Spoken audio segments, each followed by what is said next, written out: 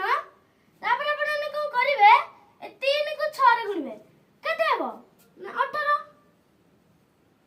ସମାନେ 40 ମିଶାଣ 18 କେତେ ହେଲା 58 ନା 58 ବିଭକ୍ତ 15 ଏହା କେଉଁ କେଉଁ କ୍ଷେତ୍ରରେ ଲାଗୁ ହେବ ଆପଣ ମାନେ କିଛି ବୁଝି ପାରିଲେ କି ନାଇଁ ନା ବୁଝନ୍ତୁ ନା ଯେଉଁ ଯେଉଁ କ୍ଷେତ୍ରରେ କେବଳ ଭଗ୍ନାଂଶର ହରଦ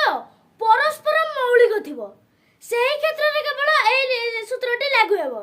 ପରସ୍ପର ମୌଳିକ ଅର୍ଥାତ୍ କ'ଣ ନା ଯେଉଁ ସଂଖ୍ୟା ଦୁଇଟି କେହି କାହା ଦ୍ୱାରା ବିଭାଜ୍ୟ ହେବନି ଏବଂ ତାର ପରସ୍ପର ତାର